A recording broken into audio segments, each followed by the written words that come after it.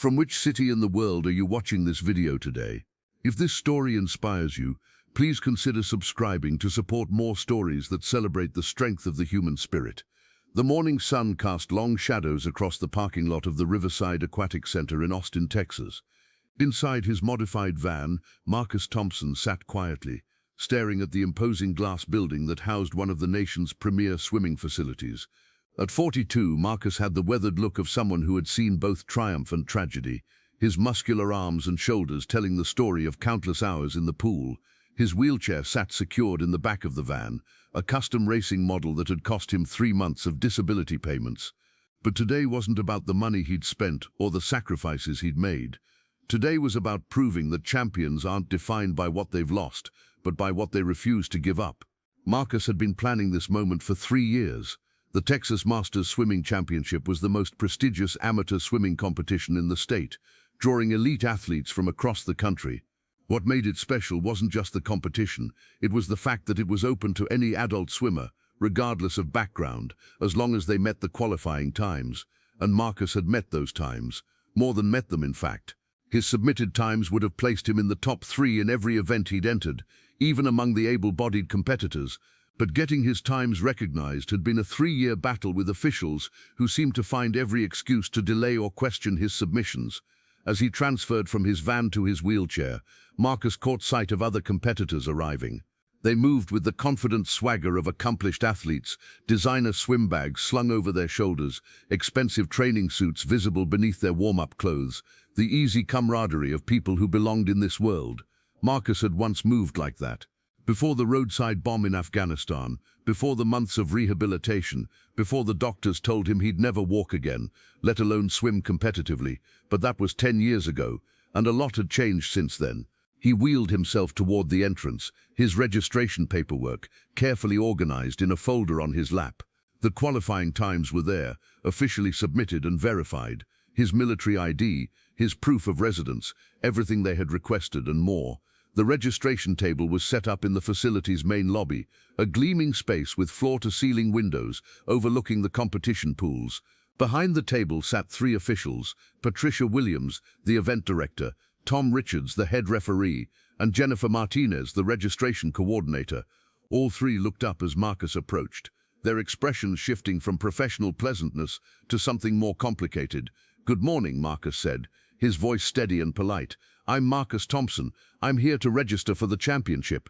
Patricia Williams glanced at her colleagues before responding. "Mr. Thompson, yes, we've been reviewing your application. There are some concerns we need to address."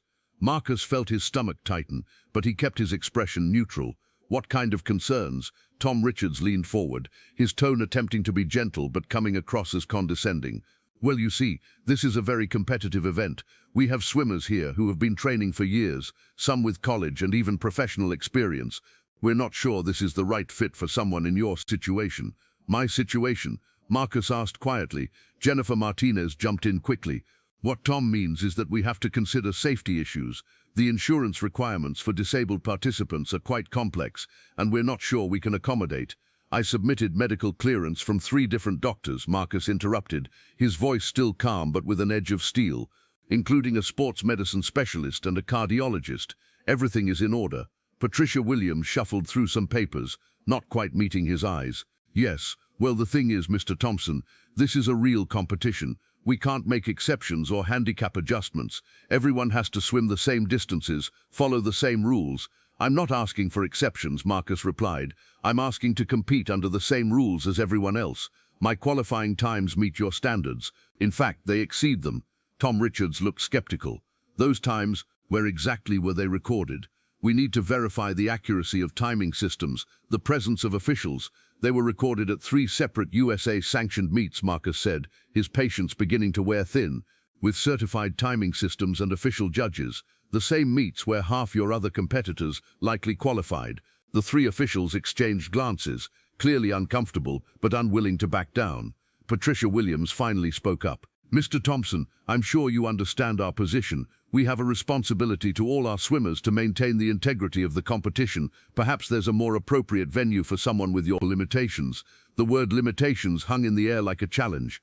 Marcus felt the familiar fire building in his chest, the same fire that had driven him through months of rehabilitation, through the pain of relearning how to swim, through the countless hours of training when his body screamed for rest.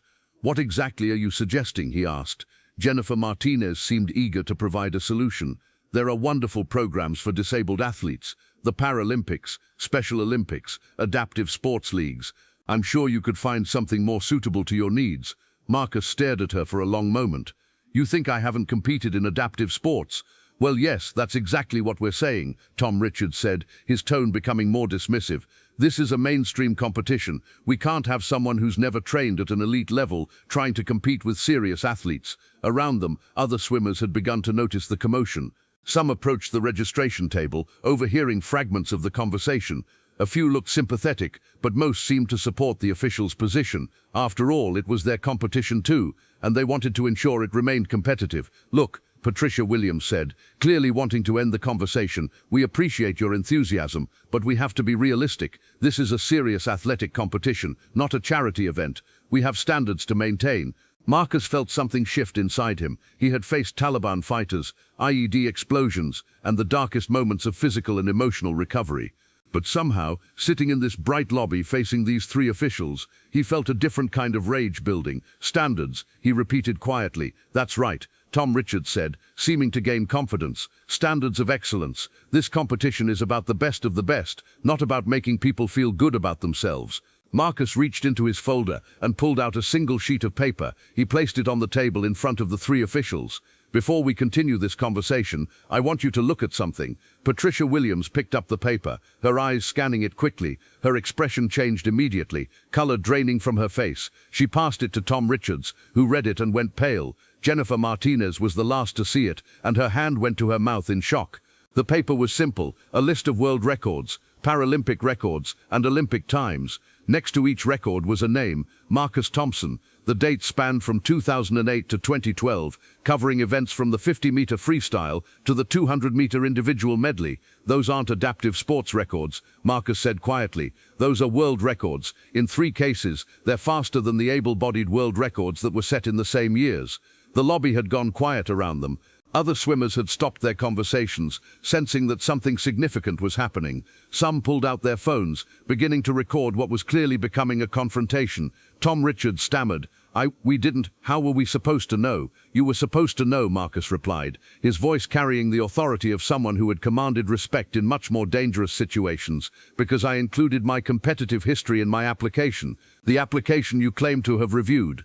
Patricia Williams was frantically shuffling through papers now, clearly looking for documents she hadn't bothered to read thoroughly. "Mr. Thompson, if there's been a misunderstanding—" "There's been no misunderstanding," Marcus cut her off. "You took one look at my wheelchair and decided I didn't belong here. You didn't read my application. You didn't check my credentials. You made assumptions based on your own prejudices." A crowd had gathered now, including some swimmers who recognized the name Marcus Thompson. Word was spreading quickly through the facility that a Paralympic champion was being denied entry to the competition.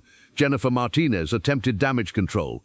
"Mr. Thompson, we sincerely apologize if we gave you the wrong impression. We're always excited to have elite athletes participate in our events." "Are you?" Marcus asked. "Because 5 minutes ago, you were suggesting I find a Special Olympics event more suited to my needs." The crowd was growing, and phones were out everywhere now. Someone had clearly contacted local media, because Marcus could see news crews beginning to set up outside the building. Dr. Sarah Chen, the facility's head coach, pushed through the crowd. She had been training swimmers for 20 years, and immediately recognized what was happening. "Marcus Thompson. The Marcus Thompson, who holds the world record in the 2000 IM? "That's right," Marcus replied. Dr. Chen turned to the registration officials, her expression a mixture of anger and embarrassment. "Do you have any idea what you've done? This man is a legend in the swimming world. He's a 3-time Paralympic gold medalist, a world record holder, and one of the most respected competitors in the sport." Patricia Williams was now completely flustered. "Dr. Chen, we were just trying to ensure the integrity of the competition."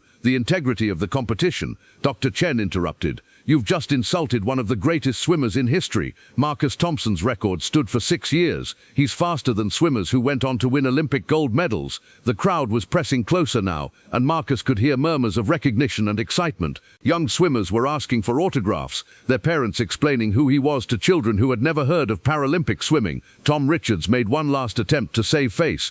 Well, of course, if Mr. Thompson is indeed qualified. If, Marcus said, his voice rising for the first time, if I'm qualified, I hold 3 world records. I've been drug tested more times than I can count. I've competed in front of crowds of 50,000 people. I've represented the United States in international competition, and you're questioning if I'm qualified. The media crews had made it inside now, cameras rolling as they captured the confrontation. A reporter from the local NBC affiliate was setting up for what was clearly going to be a major story. Dr. Chen stepped forward. Mr. Thompson, on behalf of the Riverside Aquatic Center, I want to personally apologize for this treatment. We would be honored to have you compete in our championship. Marcus looked at her, then at the registration officials, then at the crowd of swimmers and spectators who had gathered. He made a decision that would define not just his day, but the entire competition. I don't want your apology, he said quietly. I want to swim. The crowd erupted in cheers. Swimmers who had been watching from the sidelines began applauding. Parents lifted their children so they could see the legendary athlete who had just stood up to discrimination. But Marcus wasn't done. However, he continued, his voice carrying over the noise. I want everyone here to understand what just happened. These officials judged me based on my disability, not my ability. They made assumptions about what I could or couldn't do without bothering to learn anything about me. He turned to face the crowd directly. I'm not the only disabled athlete who faces this kind of discrimination. Most of them don't have world records to back up their credentials. They're just athletes who want to compete, to test themselves, to be part of the community that swimming creates. The crowd was silent now, hanging on his words. When I was injured in Afghanistan, Marcus continued, I thought my life was over. I thought I'd never compete again, never feel the rush of racing against the best in the world. It took me 3 years to get back in the pool, and another 5 to make it to the Paralympic team. He gestured to his wheelchair. This isn't a limitation, it's just a different way of getting around. In the water, I'm the same athlete I always was. Maybe even better, because I had to fight to get back. Dr. Chen stepped forward. Mr. Thompson, would you be willing to conduct a clinic for our young swimmers? I think they could learn a lot from you. Marcus smiled for the first time that day. I'd be honored to.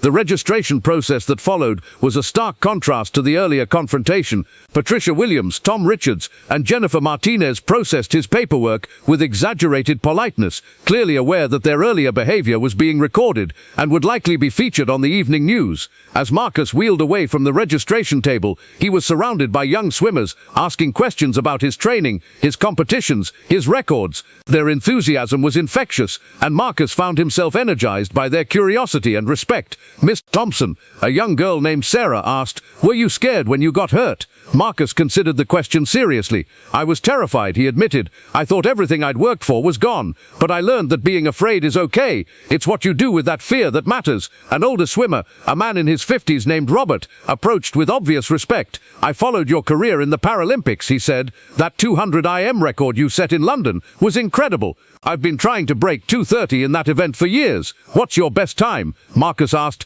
2:34.7, Robert replied. Marcus grinned. I can help you find those 4 seconds. It's all in the transitions. As the day progressed, Marcus found himself at the center of an impromptu swimming clinic. Young athletes gathered around as he demonstrated technique, shared training tips, and told stories about competing at the highest levels of the sport. The media attention continued to grow throughout the day. By evening, the story had been picked up by national news outlets. Social media was buzzing with videos of the confrontation, and Marcus had received dozens of interview requests. But the real vindication came when the competition began. Marcus had entered 4 events: the 50-meter freestyle, the 100-meter freestyle, the 200-meter individual medley, and the 100-meter butterfly. In each event, he wasn't just competitive, he was dominant. The 50-meter freestyle came first. As Marcus positioned himself at the starting blocks, specially designed for Paralympic competition, the pool deck fell silent. This wasn't just about winning a race, it was about proving a point that resonated far beyond the swimming world. Swimmers, take your mark, the starter called. The electronic tone sounded, and Marcus exploded into the water. His technique was flawless, his stroke rate incredible. He hit the turn at 25 meters ahead of the field and pulled away on the back half of the race. When he touched the wall, the time display showed 21.43 seconds, a new facility record, and a time that would have won the event at the last 3 Olympic Games. The crowd erupted. Swimmers who had been warming up stopped to watch. Officials who had questioned his credentials hours earlier stood in stunned silence. Marcus surfaced, pulling himself onto the pool deck with the fluid motion of someone who had done this thousands of times. He looked up at the crowd, then at the registration officials who had tried to turn him away. "That's a real competition time," he said simply. The 3 subsequent events followed the same pattern. Marcus didn't just win, he dominated. His 200 IM time was within 2 seconds of his world record, set 4 years earlier. His 100 freestyle broke another facility record. His 100 butterfly was a masterclass in technique and speed. But perhaps the most meaningful moment came after his final event. As Marcus was conducting interviews with the media, young Sarah approached him again. "Mr. Thompson," she said, "my little brother has spina bifida. He's always wanted to try swimming, but people tell him he can't because he's disabled. What should I tell him?" Marcus knelt down in his wheelchair so he was at her eye level. "Tell him that the only disability in life is a bad attitude. Tell him that champions aren't defined by what they've lost, but by what they refuse to give up. And tell him that if he wants to swim, he should swim." The little girl nodded solemnly, then surprised Marcus by hugging him. "I will, and I'll tell him about you." As the evening wound down, Dr. Chen approached Marcus one final time. "Mr. Thompson, I want to apologize again for what happened this morning. It was inexcusable." Marcus looked at her thoughtfully. "Dr. Chen, I appreciate the apology, but I'm not the one who needs to hear it. There are thousands of disabled athletes who face this kind of discrimination every day. They don't all have world records to prove their worth. What can we do to make it right?" she asked. Marcus smiled. "Start a adaptive swimming program. Make this facility truly inclusive. And next year, when you host this championship, make sure everyone knows that ability isn't measured by how you get around on land. It's measured by what you do in the water." Dr. Chen nodded. "Consider it done." As Marcus packed up his equipment that evening, he reflected on the day's events. The victories in the pool were satisfying,